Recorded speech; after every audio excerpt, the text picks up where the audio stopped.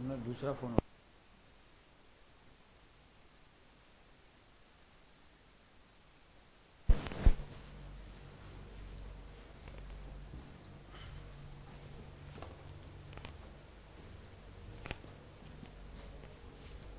Good morning students.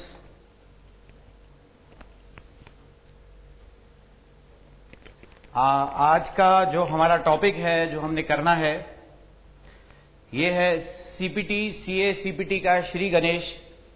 और आज का जो टॉपिक है जो हमने करना है, दैट इज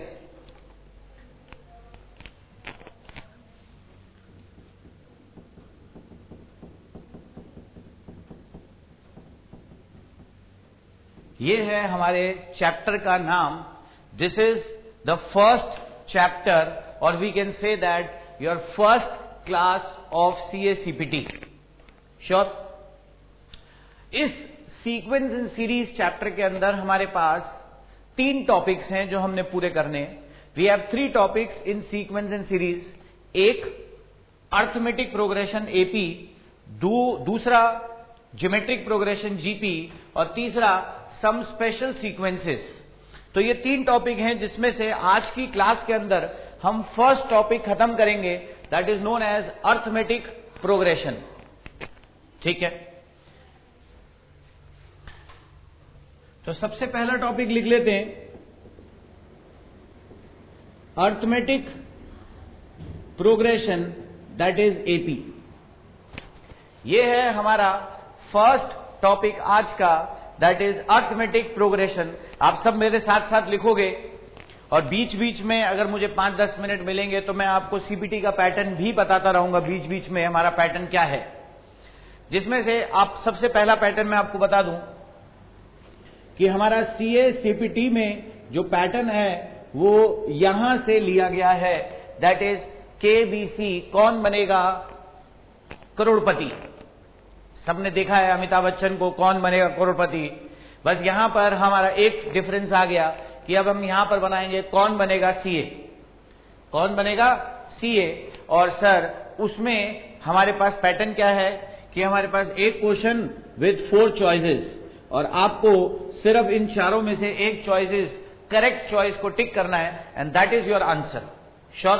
अब देखते हैं कि बेस्ड ऑन दिस पैटर्न, इसको हम बोलते हैं MCQ, multiple choice question based. That is objective type है। हमें इसमें सिर्फ आंसर से मतलब होता है सर, तरीके से हमें, मेथड से हमें कोई मतलब नहीं होता। श्योर। बाकी धीरे धीरे मैं आपको ये छोटी छोटी चीजें बताता रहूंगा ऑन गोइंग क्लासेस के अंदर। और आज हम सबसे पहला टॉपिक अपना शुरू करते हैं, that is known as arithmetic progression. लिखें, the series in which common difference between all the successive the series in which the common difference between all the successive terms are equal is known as AP series, that is arithmetic progression series। तो वो series जिसके बीच का common difference equal है, इसका मतलब वो series जिसमें टर्म्स, सारी टर्म्स के बीच का कॉमन डिफरेंस इक्वल है, उस टाइप की सीरीज को हम बोलते हैं अर्थमेटिक प्रोग्रेशन सीरीज। से फॉर एग्जाम्पल, एक एग्जाम्पल लेते हैं।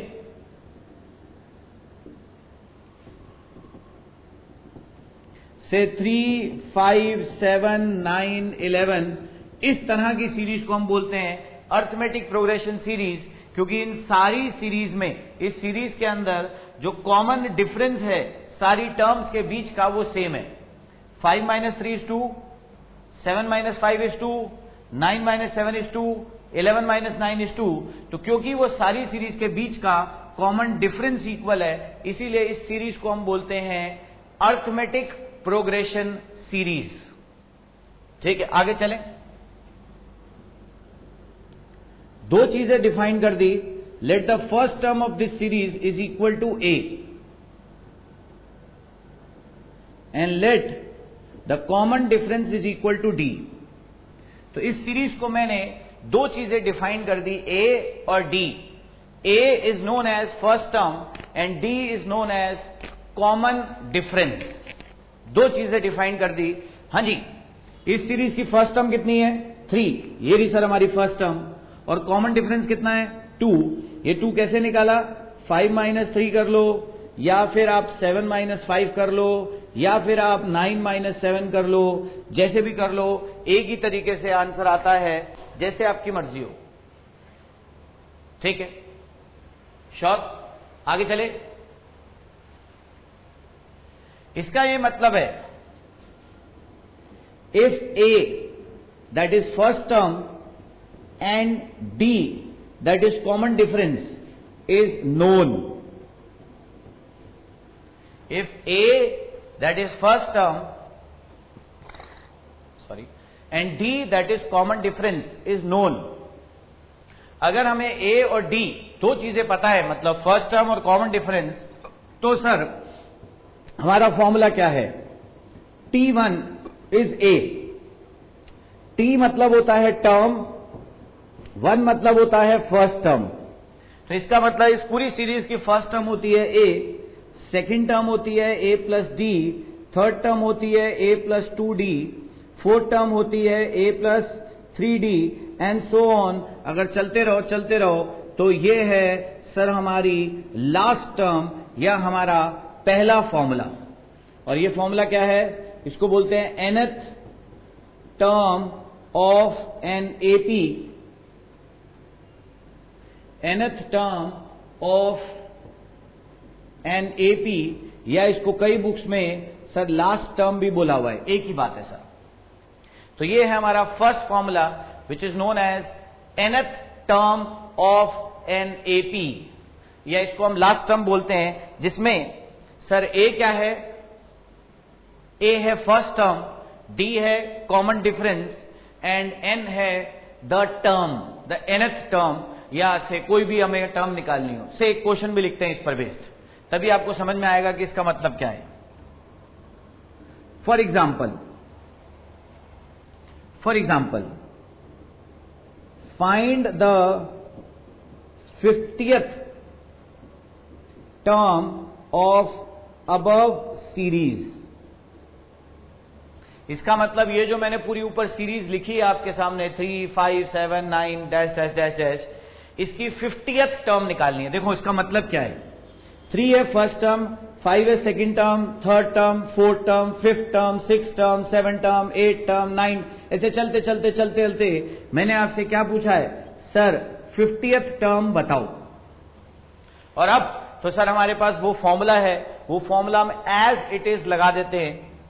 तो 50th टर्म में n की वैल्यू हो गई 50, और ये हो गया a प्लस 50 माइनस 1d, या कह सकते हैं a प्लस 49d, जिसमें सर हमें a की वैल्यू पता है कितनी? 3, और सर हमें d की वैल्यू भी पता है कितनी? 2, and this is your answer. जो भी सॉल्व करके आ रहा है वो बाकी काम आपका है। श्योर? तो इसका ये मतलब है कि using the nth term of an AP हम इस पूरी सीरीज की कोई भी टर्म निकाल सकते हैं। श्योर? आगे चलें। अच्छा, सबने मेरे साथ कॉपी कर लिया, इसलिए थोड़ा सा आगे चलते हैं।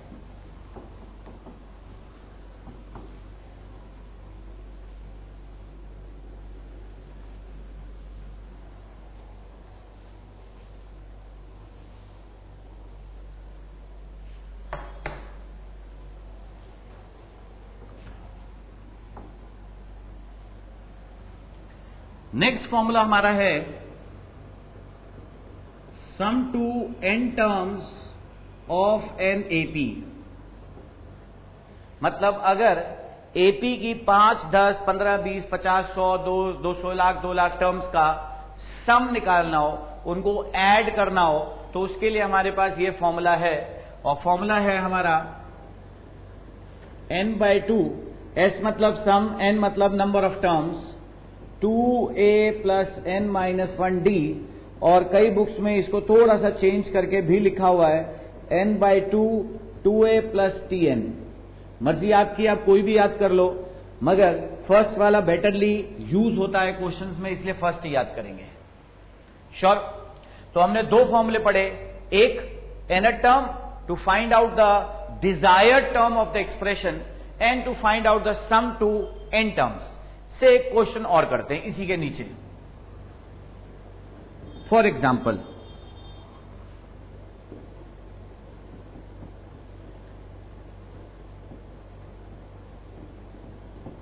find the sum to 10 terms of the above series।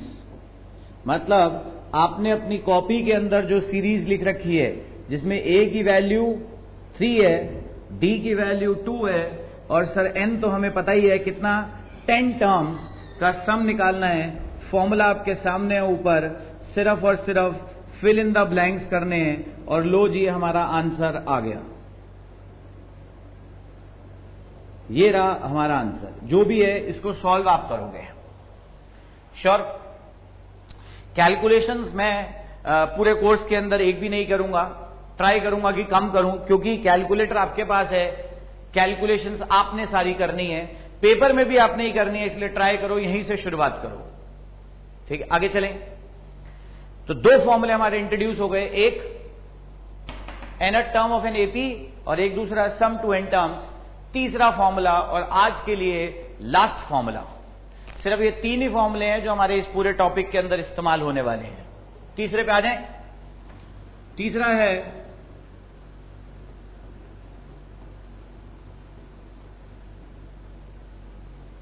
Arithmetic mean that is equal to AM।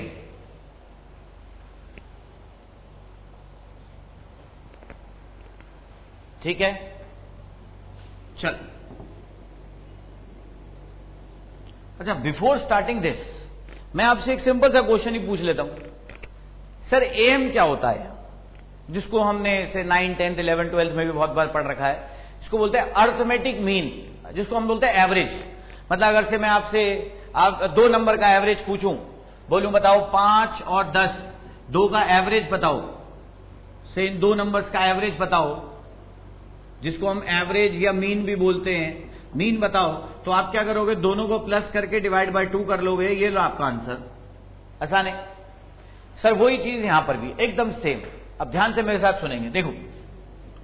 If A, B, C are in AP, अगर A, B, C तीन नंबर्स AP के अंदर है, अर्थमेटिक प्रोग्रेशन के अंदर, इसका मतलब अगर ये तीन नंबर्स AP के अंदर हैं, तो इसका मतलब एक चला हुआ है, दोनों क्यों? चलो आप कह रहे हो तो if A, B, C are in AP, इसका मतलब इनके बीच का कॉमन डिफरेंस क्या है, सेम है। That is second term minus first term is equal to third term minus second term. या कह सकते हैं सर हम कॉमन डिफरेंस इक्वल है, और अगर कॉमन डिफरेंस इक्वल है तो इसका ये मतलब है second term minus first is third minus second, equal कर दिया, और B की वैल्यू क्या आ गई, A + C डिवाइड बाय 2। ये बन गया सर हमारा फॉर्मूला। और इसमें हम ध्यान से सब सुनेंगे, B is known as AM, arithmetic mean between A and C। तो B को हम बोलते हैं A और C के बीच का AM। सर इसमें क्वेश्चन सीधा भी आता है और उल्टा भी आता है, देखेंगे सब ध्यान से। अगर A, B, C AP के अंदर है, तो इसका मतलब B, A और C के बीच का अर्थमेटिक मीन है। उल्टा बोलता हूं, अगर B, A और C के बीच का अर्थमेटिक मीन है, तो इसका मतलब A, B, C AP के अंदर है। श्योर? एक बार और, अगर B, A और C के बीच का अर्थमेटिक मीन है, तो इसका मतलब A, B, C तीनों के तीनों अर्थमेटिक प्रोग्रेशन के अंदर है। पक्का? तो ये तीन फॉर्मूले हैं जो हमने आज इंट्रोड्यूस करे हैं। अब अराउंड 1 घंटा लगा के हम इन क्वेश्चंस के ऊपर कुछ प्रैक्टिकल क्वेश्चंस करने वाले हैं, इन फॉर्मूलों के ऊपर कुछ प्रैक्टिकल क्वेश्चंस करने वाले हैं। अच्छा, before starting with the questions, एक बहुत इंपॉर्टेंट चीज मैं आपको बता देता हूं।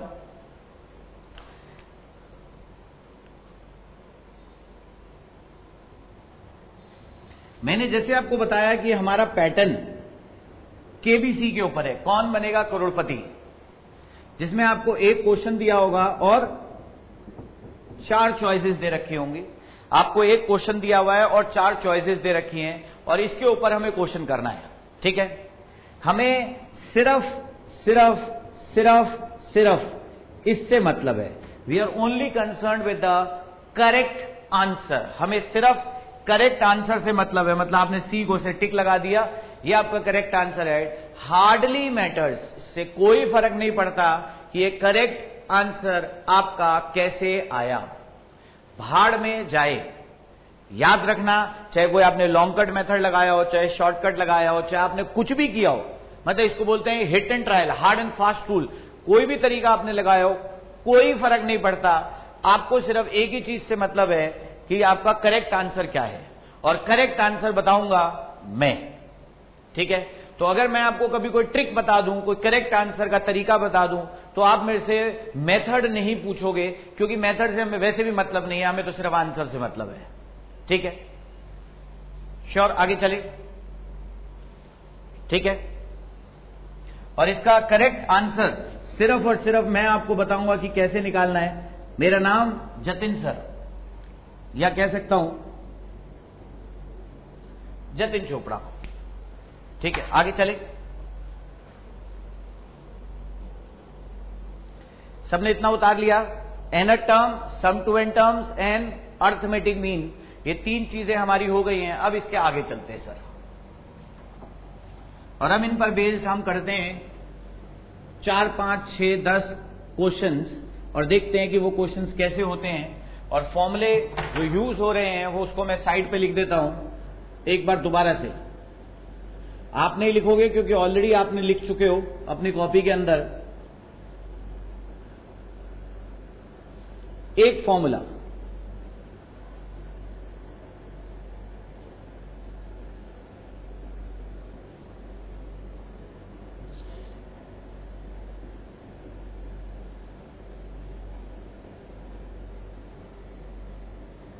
दूसरा formula,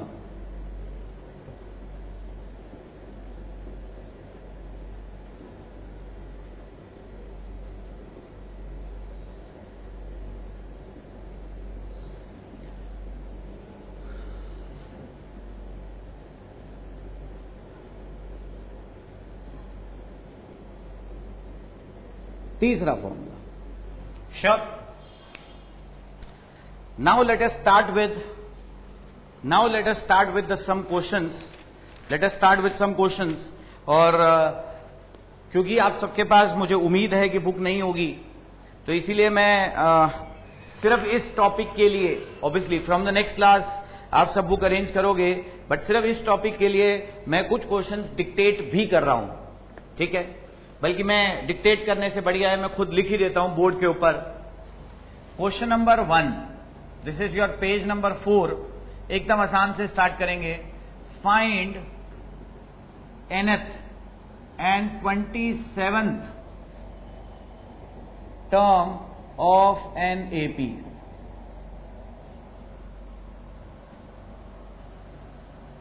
of an AP 5, 2, -1, -4, -7 and dash dash dash dash.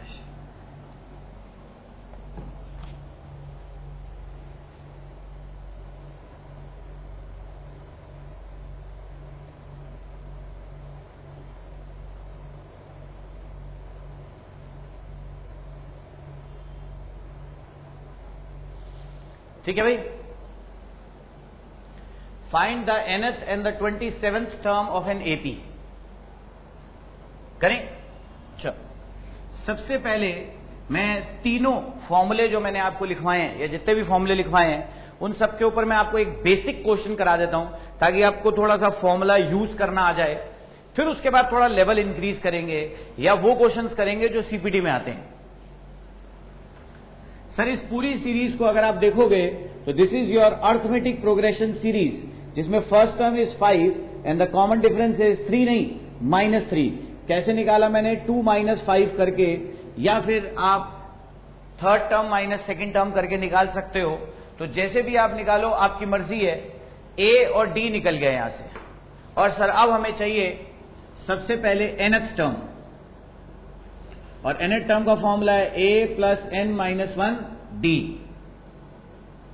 ठीक है भाई, a + n - 1 d, जिसमें a है 5 और d है -3। ये रहा सर आपका आंसर। और फिर हमें चाहिए 27 टर्म।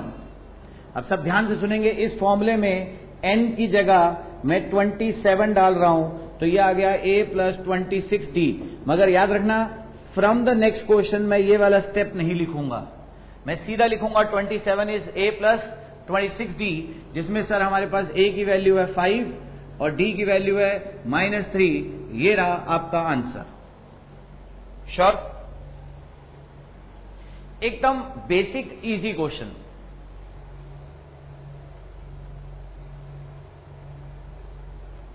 नेक्स्ट लिखें,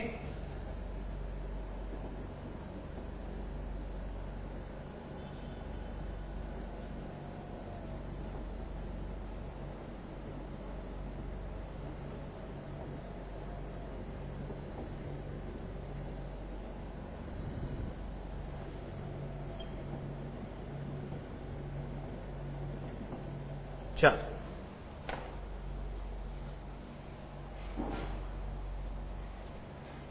क्वेश्चन क्या बोल रहा है? Find the sum of first 100 even natural numbers divisible by 5। ये है आपका क्वेश्चन। तो क्या बोल दिया? पहले 100 इवन नेचुरल नंबर जो 5 के टेबल में आते हैं, तो सर सीरीज बनाते हैं। पहले 5 हो गया, ना सॉरी, क्योंकि सर 5 इवन नहीं है। पहला 10, दूसरा 15, नो सर 15 भी नहीं, क्योंकि वो इवन नहीं है। तो 5, 10, 20, 30, 40, और ये कितने नंबर्स हैं? 100 नंबर्स। इसका मतलब हमें इन 100 नंबर्स के बीच का सम निकालना है। सर अगेन दिस सीरीज, ये पूरी सीरीज जो है वो किसके अंदर है?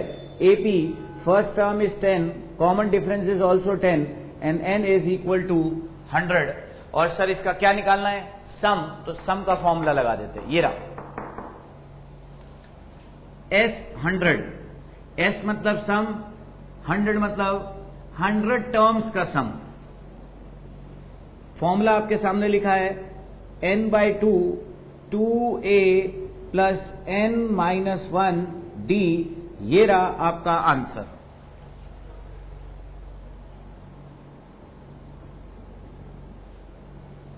श्योर?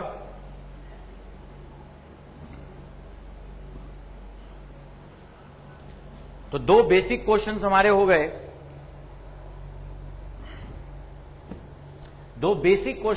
गए। बेस्ड ऑन सिंपल 2 फॉर्मूले, nth term and sum to n terms. थोड़ा सा लेवल बढ़ाते हैं और अब उन क्वेश्चंस पर आते हैं जो सीपीटी के बेसिस पर आते हैं। मिटा दूं मैं सारा?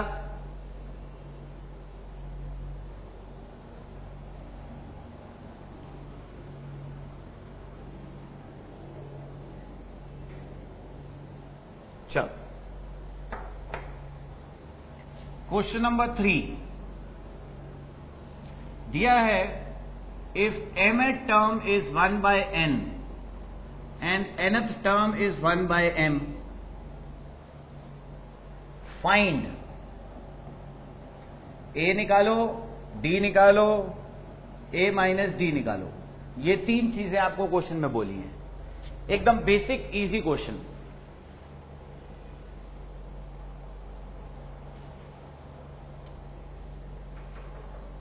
करें? चलो,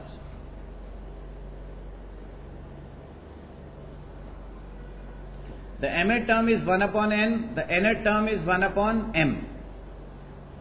एक काम करते हैं सर, फॉर्मूला लगा देते हैं। nth टर्म का फॉर्मूला तो हमें पता है a plus n minus 1 d is 1 upon m, और mth टर्म का फॉर्मूला भी पता है a plus m minus 1 d is 1 upon m। मतलब जहां पर भी n था तो यहां पर n आया था, अगर m होगा तो यहां पर m आ जाएगा। ठीक है, और अब सर इस पे जीरो काटा खेल लेते हैं, या फिर आपको सीधा बोलूं सॉल्व कर लेते हैं, जैसे आपने 9th 10th 11th में कर रखा है। इसको सॉल्व करते हैं और इससे वैल्यू निकालते हैं a की या d की। मेरे ख्याल से d की वैल्यू निकलेगी इसमें से m minus 1 minus n plus 1 is m minus n divided by mn। 1 से 1 कट गया, d की वैल्यू हो गई m माइनस n, ये भी हो गया m minus n upon mn, और सर m माइनस n ये भी कट गया, आंसर आ गया 1 अपॉन mn। तो हमारी सर d की वैल्यू भी आ गई 1 अपॉन mn, और ये वैल्यू किसी भी एक इक्वेशन में डाल देते हैं दोनों में से, तो वहां से a की वैल्यू भी आ जाएगी। तो sir a plus m minus 1 d is 1 upon n, a plus m minus 1 upon mn, और सर यहां से हमारी किसकी वैल्यू निकलेगी, a की value. a plus mn m upon mn minus 1 upon mn is 1 upon n।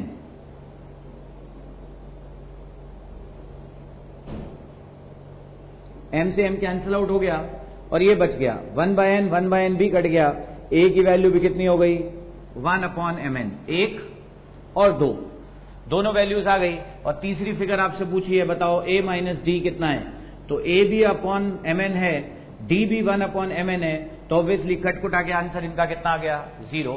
एक basic easy simple question जिसमें फॉर्मूले लग रहे हैं। तो हमारे अराउंड आधे घंटे में हमने सारा अर्थमेटिक प्रोग्रेशन का बेस समझ लिया। वो सीरीज जिसके बीच का कॉमन डिफरेंस इक्वल है एपी सीरीज, nth टर्म कहां इस्तेमाल होती है, सम टू n टर्म्स कहां होती है, और ऑब्वियसली अभी अर्थमेटिक मीन पे भी हम आएंगे तो वो कहां आता है वो भी मैं आपको बताऊंगा। श्योर, आगे चले। चल अब मैं आपको एक छोटी चीज बता रहा हूं। अभी तक मैंने आपको जितनी भी चीजें कराई हैं, मतलब जितना भी मैंने आपको कराया है 4-5 क्वेश्चंस, पेपर में कुछ नहीं आता। अभी तक तो कुछ भी नहीं आता, क्योंकि तो बहुत आसान सी कहानी थी, सिंपल सिंपल फॉर्मूले लगाए प्लस माइनस। अगर यही पेपर में आए तो आज सारे ही सीए घूम रहे हो। अब जो मैं क्वेश्चंस कराने वाला हूं that is first important questions of your CPT. पहला इंपॉर्टेंट क्वेश्चन लिखते हैं मेरे साथ।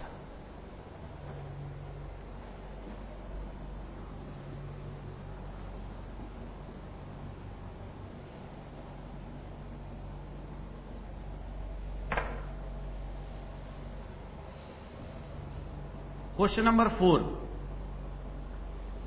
If Pth, Qth, Rth terms of an AP is X, Y and Z respectively, ठीक है, find X Q minus R plus Y R minus P plus Z P minus Q, ये हमें निकालना है। सब मेरे साथ क्वेश्चन लिखेंगे और साथ साथ आप करोगे, क्योंकि इसमें जितनी भी कैलकुलेशंस हैं वो सारी की सारी आप करोगे। ठीक है, करें स्टार्ट। चल सर, हमें दिया हुआ है Pth term is equal to x, Qth term is equal to y and Rth term is equal to z। अब फॉर्मूला लगा देते हैं सर। Pth टर्म होती है a plus p minus 1 d is equal to x। Similarly Qth term होगी a plus q minus 1 d is equal to y। Rth term होगी a plus r minus 1 d is equal to z। तो ये तीन relationships या कह सकते हैं तीन इक्वेशंस हमारे पास आ गई। और अब हमें क्या करना है, इसकी वैल्यू फाइंड आउट करनी है।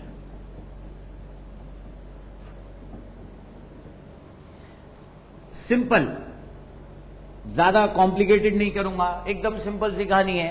एक्स, वाई और जेड की इसमें वैल्यूज डाल देते हैं सर। ठीक है, इसमें x, y, z की वैल्यूज डाल देते हैं और देखते हैं क्या आ रहा है सर।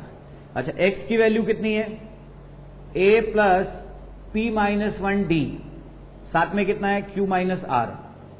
अच्छा, यहां पर y की वैल्यू डाल देते हैं तो कितनी है? a plus q minus 1d और साथ में कितना है? r minus p। अच्छा, यहां पर z की वैल्यू डाल देते हैं a plus r minus 1d और साथ में कितना है?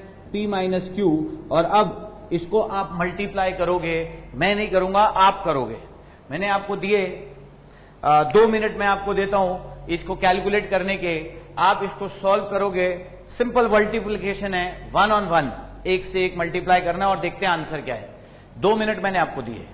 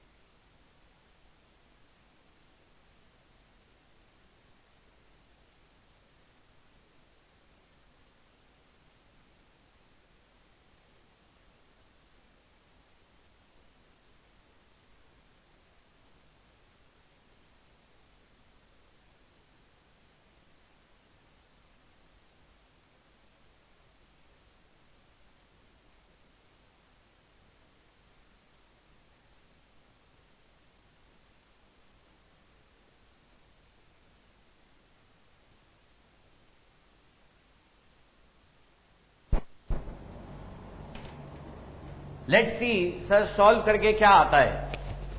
ठीक है, ये a plus P D minus D, साथ में q minus R, a plus Q D minus D, साथ में r minus P, a plus R D minus D, साथ में p माइनस क्यू। और इन सबको मल्टीप्लाई करोगे तो आपको तो पता ही है मेरी कैलकुलेशन बहुत तेज है, नहीं पता है तो बता देता हूं, इसका आंसर 0 आ जाएगा सर। आपको मैंने टाइम दिया, आप खुद इसको मल्टीप्लाई करो, 1 प्लस 1 माइनस 1 प्लस 1 माइनस में होगा, इसको सॉल्व करके 0 आ जाएगा श्योर। मगर एक प्रॉब्लम है सर, ओहो ये क्वेश्चन तो सर बहुत बड़ा है। ना ना ना ना, इस क्वेश्चन को ऐसे नहीं करना, इस क्वेश्चन को ऐसे नहीं करना है। इस क्वेश्चन को करने का तरीका क्या है, ध्यान से सुनोगे। This is known as cyclic property, इसको हम बोलते हैं साइक्लिक प्रॉपर्टी। और ध्यान से सब सुनेंगे।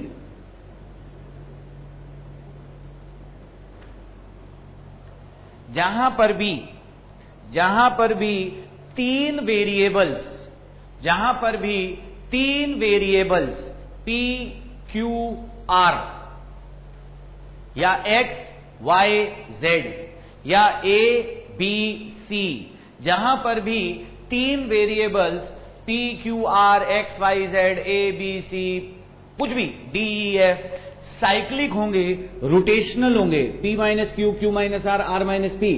जैसे आप यहां देख सकते हो Q minus R, R minus P and P minus Q, इनके तीनों के तीनों साइक्लिक हैं। हमेशा आंसर क्या होगा? 0। सर आंसर कैसे आता है? भाड़ में जाए, तभी मैंने इसको सॉल्व नहीं किया है, क्योंकि सॉल्व करके भी तो 0 आ रहा है और ऐसे तो करना ही नहीं है सर। करने का तरीका क्या है? ये रहा। अच्छा, अब एक चीज इसके साथ और भी देखोगे आप। सर अगर किसी की भी पावर 0 तो आंसर कितना होता है? 1। तो ये 2 फॉर्मूले आपने याद करने हैं। किसी की भी पावर 0, आंसर इज 1। अगर यही साइक्लिक डायरेक्ट हो इस तरीके से, तो इसका स्टेट अवे आंसर कितना है?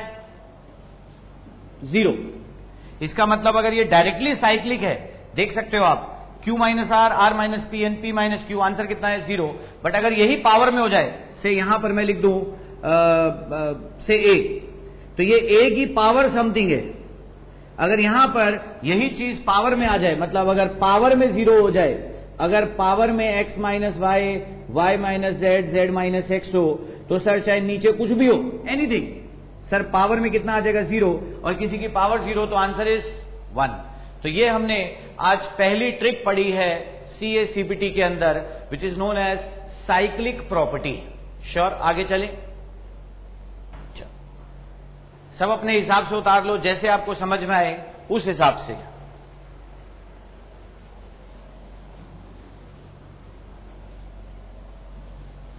Question 5,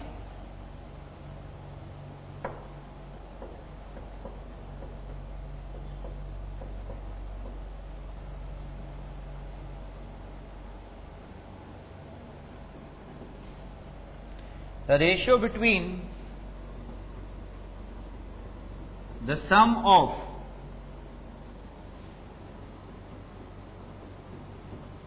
n terms of two APs is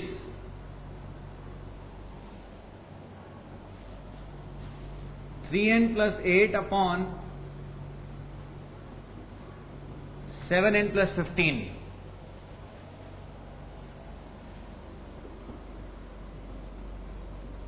Find the ratio of their 12th term. अगला क्वेश्चन आप उतारोगे मेरे साथ।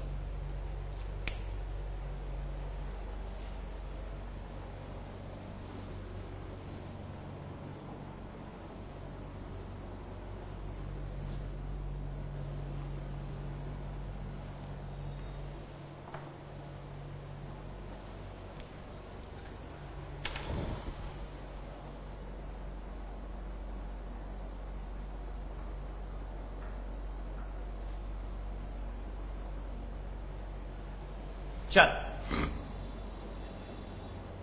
सर, अब इसमें 2 एपी हैं, एक यहां पर फर्स्ट एपी और एक यहां पर सेकंड एपी। तो there are 2 APs, first AP and second AP. वैसे तो सर फर्स्ट टर्म होती है ए, ऑब्वियसली इसकी भी है, इसकी भी है, बट यहां पर हो जाएगी A1, यहां पर हो जाएगी A2। थोड़ा डिस्टिंग्विश करने के लिए कि अलग अलग दिखाई दें, उसके लिए मैंने यहां A1 और इसकी A2 लिख ली। इसी तरीके से कॉमन डिफरेंस वैसे तो होता है D, मगर यहां ले लिया D1 और यहां ले लिया D2। ठीक है, ये 2 चीजें तो क्लियर। अच्छा, आप ध्यान से सुनना, ये जो फर्स्ट एपी है, this is your first AP, इसके सम का formula n/2 2a plus n-1d। बस सिर्फ एक फर्क, a की जगह A1, d की जगह D1। ये जो दूसरा एपी है, इसके सम का फॉर्मूला, बस सिर्फ एक फर्क, a की जगह A2, d की जगह D2, और इन दोनों का रेशियो दे रखा है अपने को ये। और कैलकुलेट क्या करना है, find the ratio of their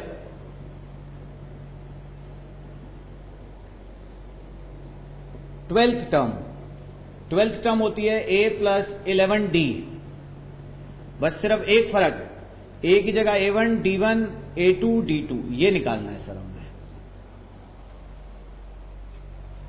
तो सबको क्वेश्चन समझ में आ गया कि क्वेश्चन में सर पूछा क्या है? ठीक है,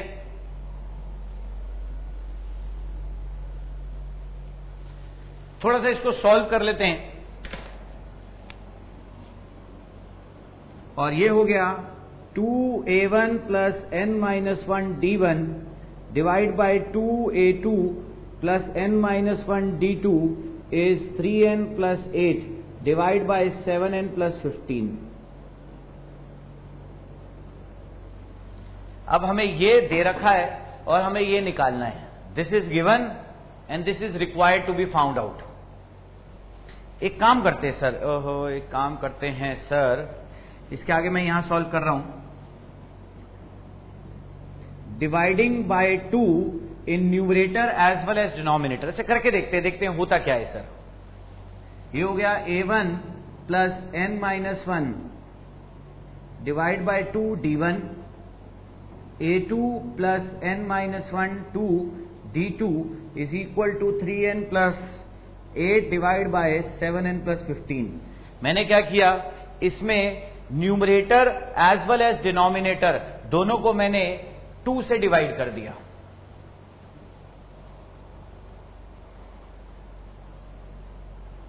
ठीक है।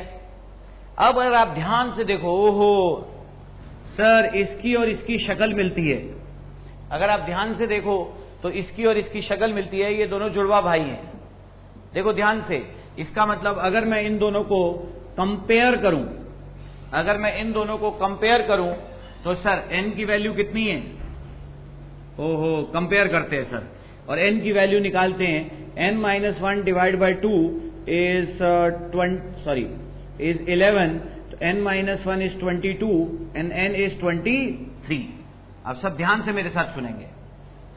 सर अगर this is equal to this, अगर ये इसके इक्वल है और ये इसके इक्वल है, अगर ये इसके इक्वल है, ये इसके इक्वल है, तो इसका मतलब ये वाला इसके इक्वल होगा। इसका मतलब a1 plus 11d1 and a2 plus 11d2 is equal to 3n plus 8 is divide by 7n plus 15। एक बार दोबारा से देखोगे आप, सर अगर a b के इक्वल है और b c के इक्वल है, तो b को बीच में से काट दिया, a c के इक्वल होगा। श्योर? तो इसका यह मतलब है, if this is equal to this and this is equal to this, that means this expression will be equal to this expression. और सर अब हमें n की वैल्यू पता है, इसमें डाल देते हैं। n है 23 प्लस 8 डिवाइड बाय 723 प्लस 15। ये है आपका आंसर। जो भी इसको सॉल्व करके आ रहा है, इसको सॉल्व करके आएगा सर 7/16। आसान है।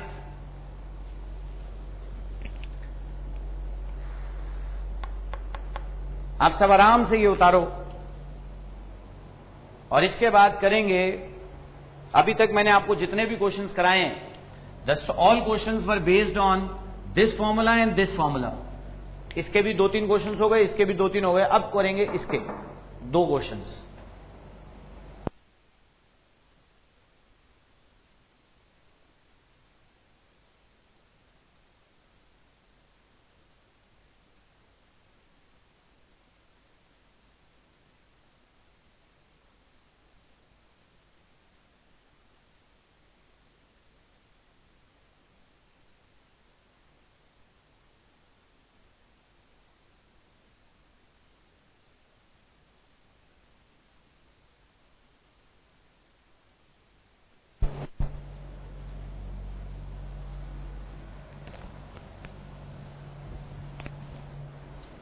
करें आगे।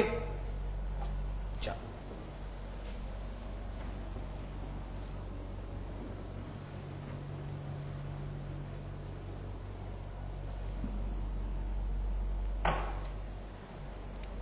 नेक्स्ट इंपॉर्टेंट क्वेश्चन लिखते हैं। Question number 6, find the sum of 500 am, 500 arithmetic mean between 1 1/2 and 3 1/2।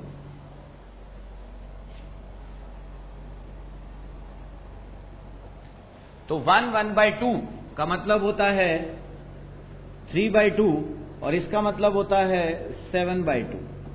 तो क्वेश्चन ने आपको बोला है सर 1 1/2 मतलब 3/2 और 7/2, 3/2 एंड 7/2 के बीच में अब 1 नहीं, 2 नहीं, 5 नहीं, 500 अर्थमेटिक मीन है और अब उनका सम निकालना है। श्योर? देखो मैं आपको पहले क्लैरिटी दे देता हूं क्वेश्चन में पूछा क्या है। पहला ये रहा 3/2 और आखिरी ये रहा 7/2,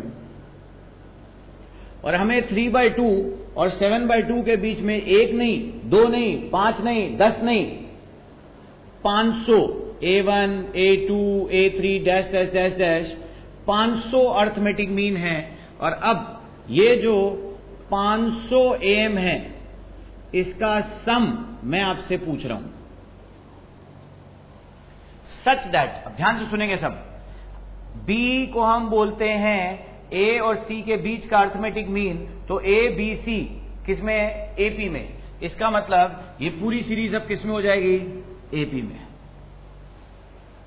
श्योर?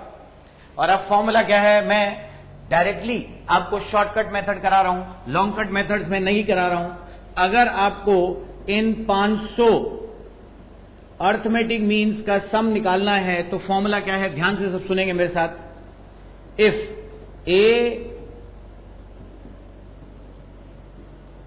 और बी के बीच में ये सारे अर्थमेटिक मीन्स हैं, A1 A2 A3 N तक, देन इन सारे अर्थमेटिक मीन्स का सम होता है n टाइम्स पहली टर्म प्लस आखिरी टर्म डिवाइडेड बाय 2। ये है सर हमारा formula, that is n times, n मतलब क्या है? नंबर ऑफ अर्थमेटिक मीन, पहली और आखिरी टर्म डिवाइडेड बाय 2। तो इसका मतलब अगर इस क्वेश्चन में मुझे निकालना हो A1 plus A2 plus A3 plus dash dash dash up to AN, तो वो होगा, AN नहीं है इसमें, 500 है, तो वो होगा 500 टाइम्स 500 टाइम्स पहली टर्म प्लस आखिरी टर्म डिवाइडेड बाय 2। तो ये हो गया 500 और ये हो गया आपका 5/2, तो आंसर आ गया 1250। श्योर?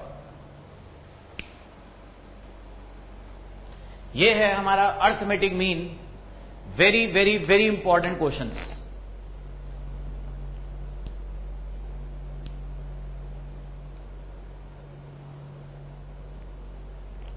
तो ये है हमारा अर्थमेटिक मीन, या फिर हम कह सकते हैं एपी, अर्थमेटिक प्रोग्रेशन।